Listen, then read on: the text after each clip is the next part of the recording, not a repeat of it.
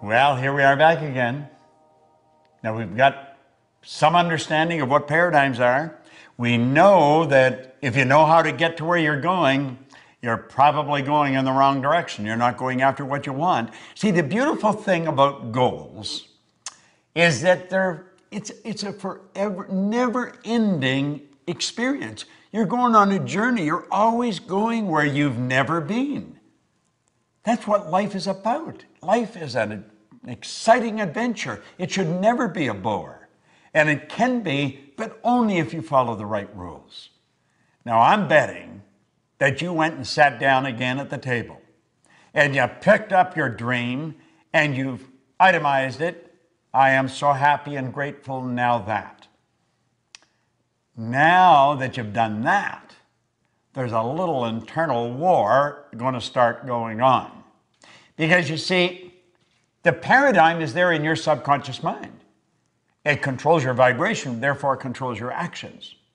Now, there was a doctor, I'm going to digress for a moment, and I'm going to share something with you that I consider the most phenomenal idea that I have ever learned.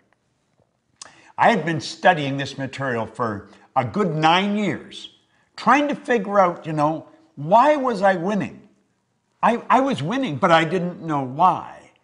And you know something? Most people that are winning don't know why. Then I was what you call an unconscious competent. I was competent, but I didn't know why I was. I was winning, but I didn't know why. Therefore, I had something that was non-transferable. You're going to become a conscious competent, and you're going to know why you're winning, and therefore you can share it with your kids, your family, your friends. That's the beautiful part about this. Now, I have to take you back to the year 1934. Long time ago, you've got to admit. There was a doctor by the name of Truman Fleet in San Antonio, Texas. And he was actually appalled at the state of the healing arts. He said, we're not going about this. We're not doing this right. He said, we're treating the symptoms of disease. We're not treating disease at all. When you operate on the body or you're asking them, how do you feel? You're treating symptoms. You're not treating the cause of problems. Yet he said, everything originates in the mind. U.S. Anderson wrote one time, when we fully realize that thought causes all, we'll know there's never any limits. We ourselves do not impose. It starts inside. He said, we've got to heal the body, mind, and the soul. We've got to heal the whole person. And he said, nobody's ever seen the mind, ever. The mind is not a thing. Now, most people, when they think of the mind, they actually think of the brain. You might be doing that right now, but that is not the mind. See, the brain is part of the body, a very important part of the body. In fact, that's where the electrical control system is set up for your entire being. This body is a magnificent machine. It's controlled by the mind that sets off the central control system we call a nervous system. Do you know that your nervous system, the electrical system in your body, would make the electrical system in a supercomputer look like a toy? Now, when I get into this, you may think, oh, God, I'm never going to learn all that. You don't have to learn all that. I just want to lay some basics for you to help you understand what I'm going to tell you. And Fleet said, if we're going to help people, we've got to have a picture of the mind. So he said, this is a picture of the mind. Now, I think that's the greatest idea I've ever learned. That's called the stick person. And you'll see the big circle at the top has a line right through the center.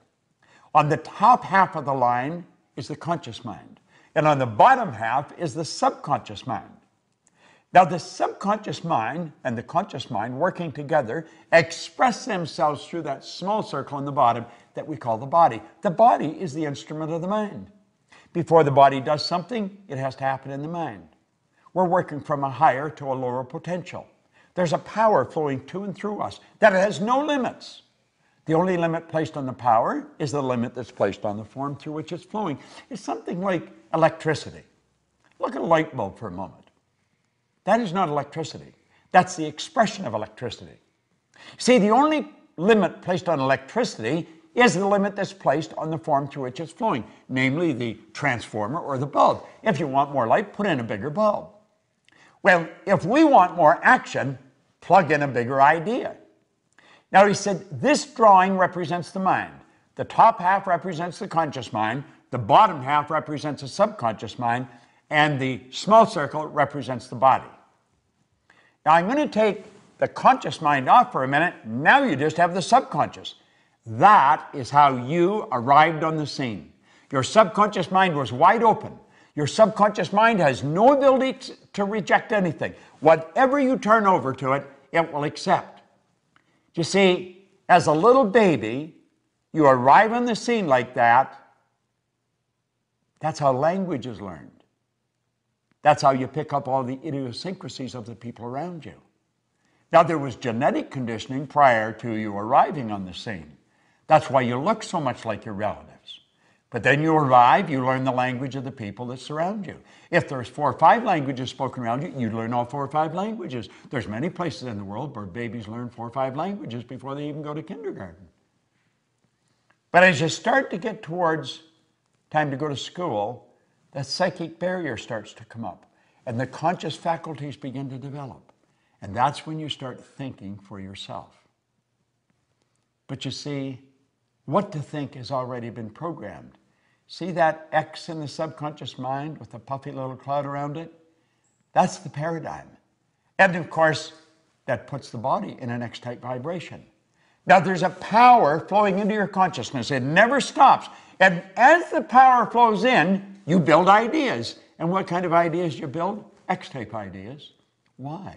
Because they're in harmony with the paradigm. If you start to think thoughts that are not in harmony with the paradigm, it causes quite a bit of discomfort. Now think. If you've never jumped out of a plane, go up in a plane and contemplate jumping out of it. You'll start to feel very uncomfortable. You see, it's not an X idea. It's not an X idea. Now, it could be that you get involved with that, but not as long as you're thinking X-type ideas. Now, do you see, your life to this point has been controlled by a paradigm, and so you've been thinking thoughts that are in harmony with the paradigm. That is why we keep getting the same results over and over and over again. There's no secret to this. It's predictable. If you watch people, you'll watch how they move. There's habit patterns being expressed, behavioral patterns that's producing the same result. Now let's move this ahead. I call that state bondage. Now we're going to move ahead, and we're going to move into a state that I call reason. Remember I said that power flows in and you can make anything out of it you want? Well, there's a why idea floating out there. What is the why idea? The why idea may sell the house and move to another country. The why idea may quit the job, start your own business. The why idea may bet everything you've got on yourself and your ability to start and build a business. That why idea is one scary little sucker. But you know something? As long as you keep it in your conscious mind and just think about it, everything's cool. And you see, while your dream was on the table, everything was fine. It's something you looked at every now and then. You were capable of seeing it and thinking it, but you never really got emotionally involved with it. That's why it stayed on the table. The idea came to your mind off and on, but it slipped through your fingers. And that's what happens with most people. Success is slipping through their fingers. It lands and lays and stays on the table. What we want to do is turn that idea over to that power inside. Now, what happens when we do that? Well, let's stop and think of what I said. I said the X energy in the paradigm controls the vibration. Now, on a conscious level, vibration is referred to as feeling. You'll probably want to watch this maybe 4 or 5 times because it probably is foreign information. And as you watch it 4 or 5 times, you'll say, damn, that makes so much sense. And it really does because it's the truth about what we're doing. Well, the X energy causes us to vibrate the way we're vibrating. And if somebody says, how do you feel? You'll say, pretty good. Or I don't feel too good.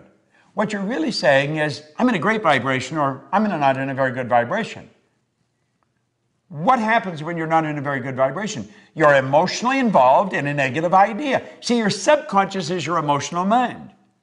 Now, if you go to turn that why idea over to the subconscious mind, which is what you have to do if you're going to act on it, all hell breaks loose. Now look at this. When you do that, when you take the why idea and you turn it over, you're going to find that worry, fear, anxiety strike, bang! A terror barrier pops up and you bounce off that terror barrier and you go right back into bondage. You think, oh God, I don't really want to do that. I mean, I don't need all that money. And I'd have all those income tax problems. And besides, I don't want to have the responsibility of a company. I may not earn much here, but I feel safe here. That's what keeps most people where they are. You see, the worry is on a conscious level. You worry you're not going to put it all together. Remember, you can't see the results. You can't see how you're going to do it. And that worry instantly turns into fear. You impress worry, and it turns into fear. Now, whatever's impressed must be expressed, and it turns into anxiety. Now, in a future lesson, I'm going to show you where it goes from there. But for the benefit of this lesson, you don't like to stay in an anxious state.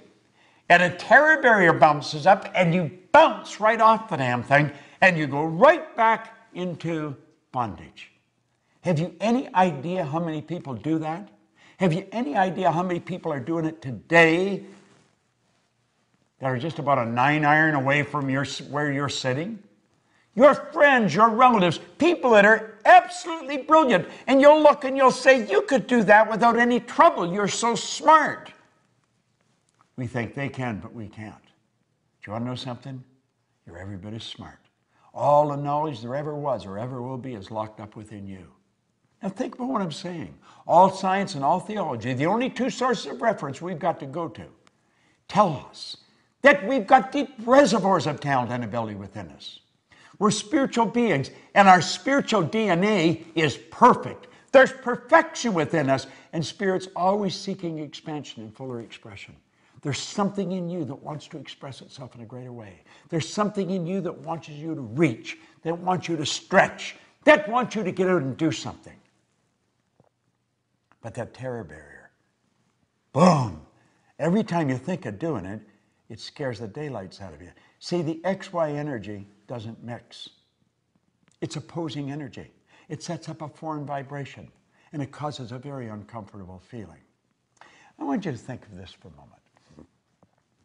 I want you to imagine that maybe we're at the end of the road. The two of us. We may be buddies, but we're at the end of the road. Now, you know when you get to the end of the road, if you're here for a long time, you could end up where your mind is as sharp as a tack, but the body just isn't cutting it.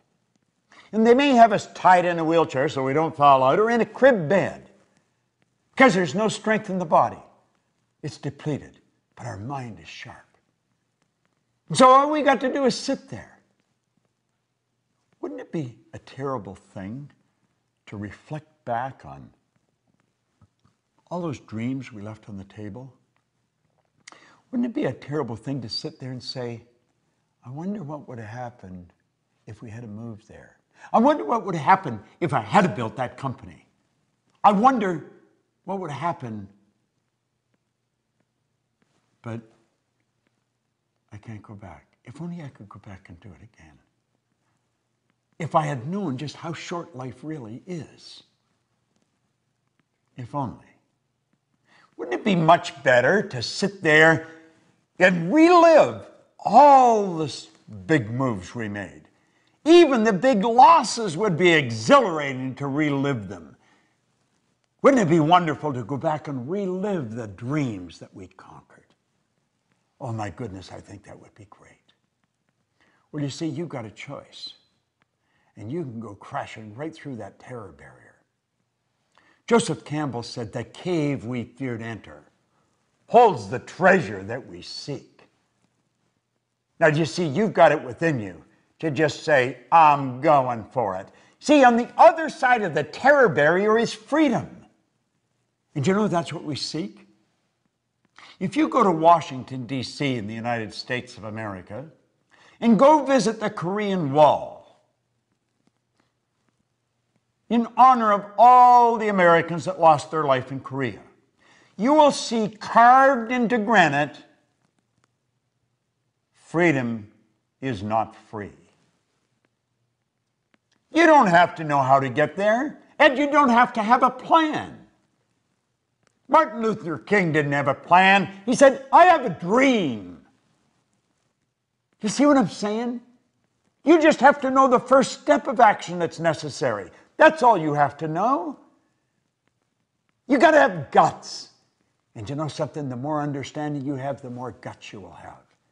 When you go crashing through that terror barrier, the fear doesn't leave, the uncomfortable doesn't leave, but through the repetition of impressing the why idea over and over and over, it eventually leaves.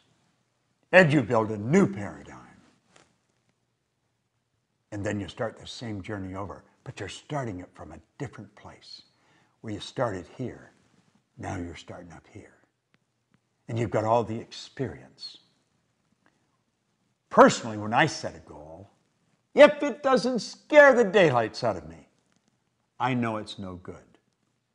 Now, I don't want to waste my time because I know that there's only so much. I don't know how much there is, but I want the time to count.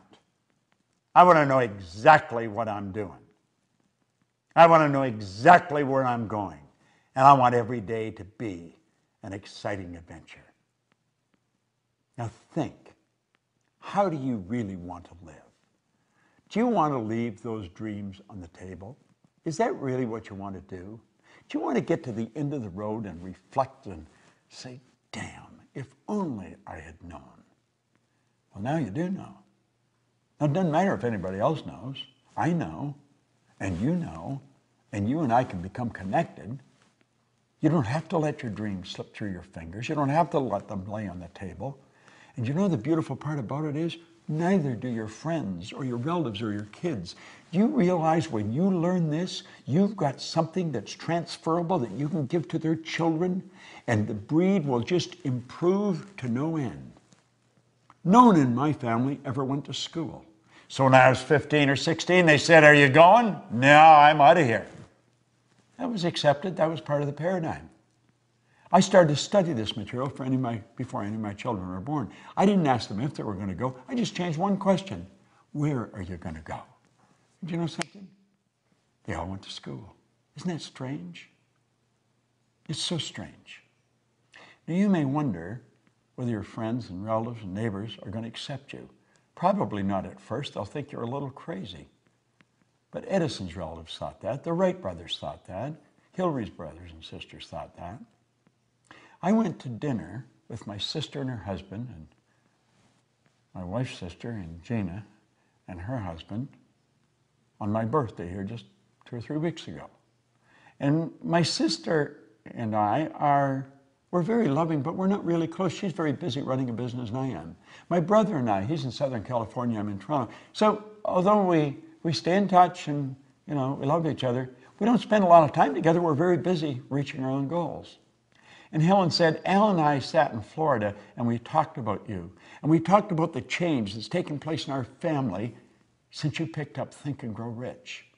And we realized none of us, our kids, no one would be living the life we're living if you hadn't gone for that goal, Bob. And she and Al had a plaque made and engraved, and they gave it to me for my 79th birthday. Said they were going to do it on my 80th, but they thought, no, we better do it now. I said, what do you think, I'm checking out? And I phoned my brother in Southern California. I was in Toronto, and I was thanking him for it. He said, yesterday was the 4th of July, Bob, and all the kids and all the grandkids and everybody was here. And I read them what was on the plaque that Helen was going to be giving you. And I told them none of them would be enjoying the life they were enjoying if you hadn't stepped out and bet on yourself. I felt so good. My sister said, my kids wouldn't be doing what they're doing. Her young daughter, Carolyn, came to seminars and she was just a little kid. And she made up her mind she wanted to be a lawyer and she wanted to be a judge. She is a Supreme Court judge in Canada today. Her son runs a multi-million-dollar business that my sister and her husband started. You have no idea who you're impacting. You have no idea how many people are watching you. They thought I was crazy. But when they saw I wasn't, they started to follow me. You go, they'll come. You've got more power in you than you'll ever use. God's gift to you is more talent and ability than you'll ever use in your lifetime. Your gift to God is to develop as much of that talent and ability as you can in this lifetime.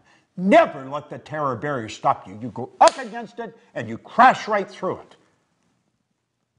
That's why I'm here. I'm here to grow. Goals are not to get. Goals are to grow. The getting is just a side benefit. And remember, everything you own at the time of your death is going to belong to somebody else. You never own it, so don't ever let it own you. But don't sit back. Step out. Bet on yourself. Build that dream and go for it. Now you watch this. You watch this video. You watch all these videos you've received. You get very involved in this program that we're laying out. And you will come up with results that stick, and so will your brothers and sisters and family and friends, because they're watching you. I'll support you. The Proctor Gallagher Institute is here for one person, to help people do what we've done.